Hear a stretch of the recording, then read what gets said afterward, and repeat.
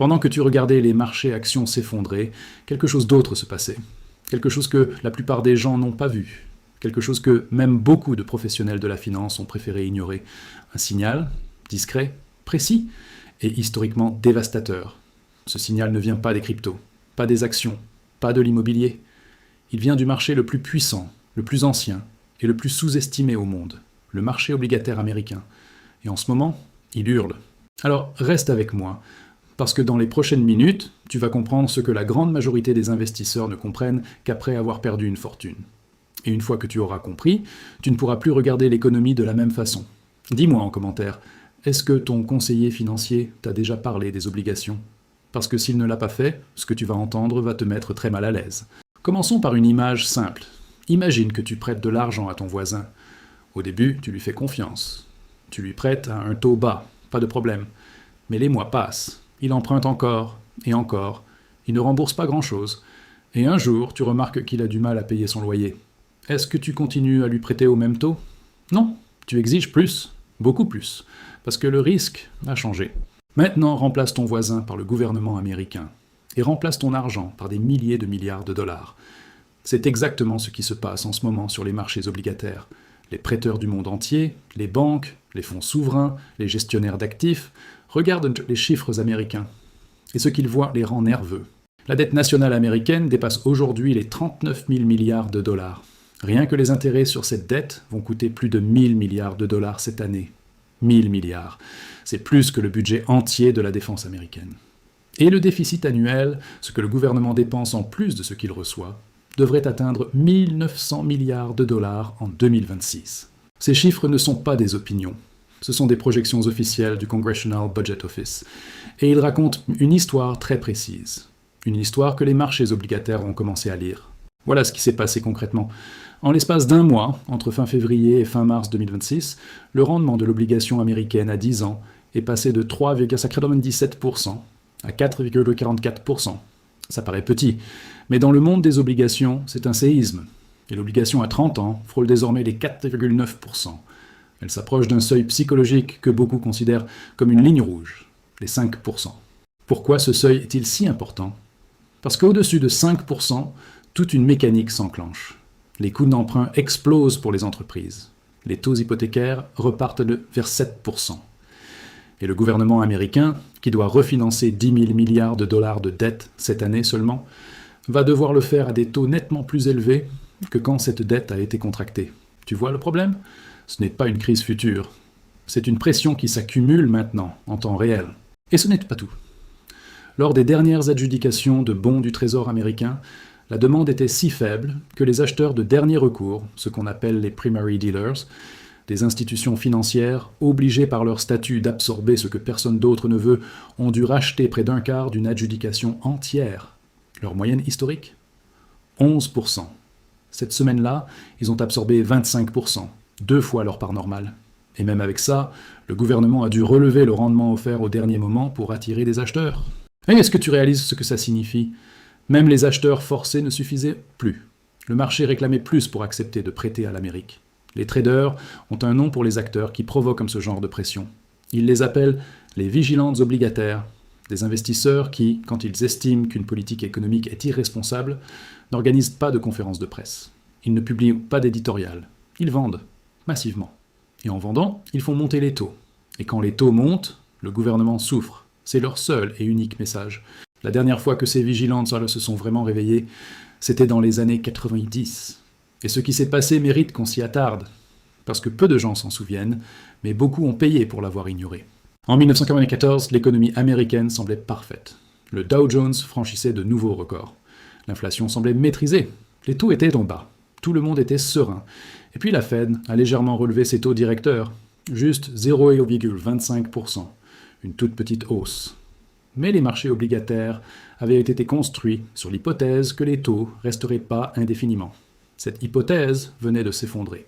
En quelques mois, la Fed avait relevé ses taux de 3% à 5,5%. Et les obligations à 30 ans sont passées de 6,2% à presque 8%. En une seule année, les investisseurs mondiaux ont perdu plus de 1000 milliards de dollars sur les marchés obligataires. Fortune Magazine a appelé ça « le grand massacre obligataire ». Et personne n'avait vu venir. Avance maintenant jusqu'en 2022. La Fed était restée à taux zéro pendant 2 ans pour soutenir l'économie post-pandémie. Son bilan avait gonflé à 9 000 milliards. Et quand l'inflation a explosé à plus de 9%, la Banque centrale n'a eu d'autre choix que de relever ses taux à une vitesse inédite. Résultat ? Le marché obligataire mondial a subi la plus grande perte de son histoire. 2500 milliards de dollars évaporés en 12 mois. Plus qu'en 1994, plus qu'en 2008. La pire année obligataire jamais enregistrée. Et encore une fois, la majorité des investisseurs étaient convaincus que ça ne pouvait pas arriver. Tu commences à voir le schéma ? Ce n'est pas une coïncidence. C'est un cycle, et ce cycle est en train de se répéter. Mais cette fois, il y a quelque chose de nouveau. Un accélérateur que les crises précédentes n'avaient pas. Et ça change tout. En février 2026, un conflit militaire éclate au Moyen-Orient, impliquant l'Iran.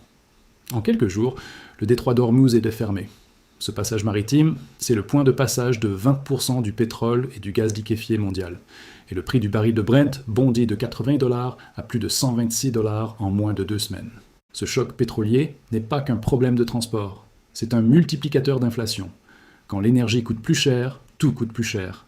Le transport, la fabrication, la nourriture, chaque chaîne d'approvisionnement mondiale devient plus onéreuse en même temps. Et l'inflation, c'est l'ennemi numéro 1 des obligations, parce qu'elle ronge la valeur réelle des intérêts perçus.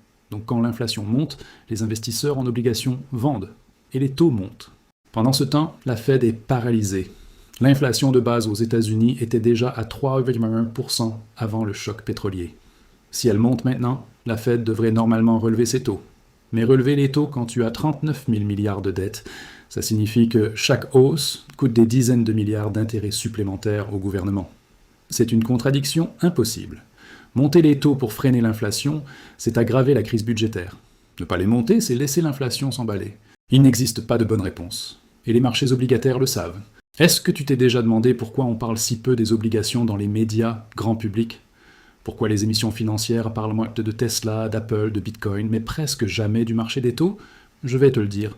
Parce que le marché obligataire, c'est l'endroit où l'argent institutionnel se positionne vraiment. C'est là que les banques centrales, les fonds souverains, les assurances placent leurs réserves. Et ce marché n'a pas besoin que tu sois informé pour fonctionner. En fait, ils préfèrent que tu ne le sois pas. Mais toi, maintenant, tu l'es. Et ça change ta position. On entend souvent 3 arguments pour minimiser ce qui se passe, et les 3 sont dangereux. Le premier, c'est que la Fed va intervenir. L'idée que la banque centrale peut toujours sauver la mise.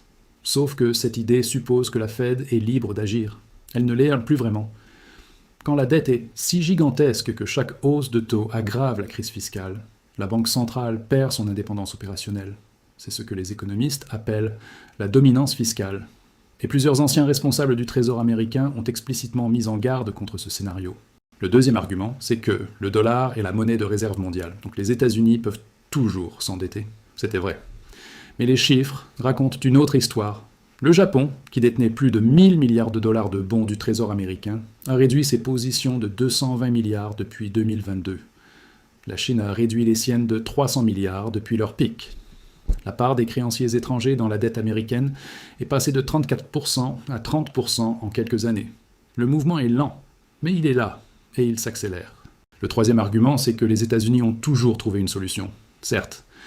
Mais après la Seconde Guerre mondiale, quand la dette américaine était également très élevée, le pays entrait dans une période de croissance démographique explosive, d'expansion industrielle sans précédent, et de domination économique mondiale totale. Aujourd'hui, la démographie est vieillissante, la productivité ralentit, et la compétition mondiale s'intensifie. Le contexte est fondamentalement différent. Alors concrètement, qu'est-ce que ça signifie pour toi, pour ton argent, pour tes projets ? Si tu détiens des obligations à long terme, des maturités de 10 ans ou plus, tu dois comprendre quelque chose de précis. Quand les taux montent de 1%, la valeur d'une obligation à 30 ans chute d'environ 20%. Ce n'est pas une théorie abstraite, c'est la mécanique des taux. Et dans un environnement de taux haussiers, c'est une perte réelle sur ton capital. A l'inverse, les bons du Trésor à court terme, 6 mois, 1 an, offrent aujourd'hui des rendements autour de 3,8 à 4% sans ce risque de duration. Tu es payé pour attendre, sans t'exposer à la volatilité des obligations longues. Si tu penses à l'immobilier, surveille les taux hypothécaires comme un indicateur avancé. Les taux 30 ans viennent de repasser à 6,46%. Si le seuil des 5% sur les obligations d'État est franchi durablement, les taux hypothécaires suivront vers 7%. Ce que ça veut dire pour l'acheteur moyen, c'est une capacité d'emprunt réduite, une demande qui refroidit et des prix qui marquent le pas. Reste liquide, ce n'est pas un conseil sexy. Mais dans les périodes de stress financier intense, ceux qui s'en sortent ne sont pas forcément les plus malins. Ce sont les plus liquides. Ceux qui ont du cash ou des instruments court terme disponibles peuvent racheter des actifs de qualité quand les vendeurs forcés créent des opportunités. Et surveille le niveau des 5% sur l'obligation à 30 ans. Si ce niveau est franchi et tenu plusieurs jours, c'est un signal que le stress obligataire entre dans une phase nouvelle. Pas une panique, un signal, à traiter comme tel. Ce que les marchés nous disent en ce moment, c'est simple à résumer. Une économie ne peut pas indéfiniment dépenser plus qu'elle ne gagne. Emprunter à des taux croissants, voir son coût de la dette dépasser ses revenus de croissance et prétendre que tout va bien. Il existe un point de basculement. Les économistes lui donnent un nom, le moment où le coût de la dette croît plus vite que l'économie elle-même. Les projections officielles placent ce moment aux alentours de 2031 pour les États-Unis. Ce n'est pas une date apocalyptique, c'est une contrainte mathématique. Et les marchés obligataires commencent à la prisser maintenant, pas en 2031. La question n'est pas de savoir si quelque chose va changer. Quelque chose va changer. La question c'est de quel côté tu vas te trouver quand ça arrivera. Du côté de ceux qui l'avaient compris avant, ou du côté de ceux qui se demanderont comment ils ont pu rater un signal aussi clair. L'histoire des crises obligataires est une histoire de signaux ignorés. 1994, 1998, 2022. À chaque fois, le marché avait raison avant tout le monde. À chaque fois, la majorité des investisseurs étaient encore dans la phase de confort au moment où la crise frappait. Et à chaque fois, ceux qui avaient vu le signal, ajusté leur position, maintenu leur liquidité, sont sortis non seulement indemnes, mais souvent avec une longueur d'avance significative sur ceux qui n'avaient pas regardé. Le signal est là, maintenant, pas demain. Si cette vidéo t'a ouvert les yeux sur quelque chose que ton banquier ne t'a jamais expliqué, alors fais une chose simple. Laisse un commentaire avec le mot « signal ». Juste ça. Ça m'aidera à comprendre combien de personnes veulent vraiment comprendre ce qui se passe avant que ça les touche. Like cette vidéo si tu penses que ce genre de contenu devrait être vu par plus de monde et partage-la avec une personne dans ton entourage qui parle d'investir, d'acheter un bien immobilier ou qui a des économies qu'elle ne sait pas trop où placer. Tu pourrais lui rendre un service immense. Abonne-toi si tu veux être dans la minorité qui comprend l'économie mondiale avant que les grands médias daignent t'en parler. Parce que ce qui arrive ensuite dans cette histoire, on en parlera très bientôt. Et tu veux être là quand ça sort.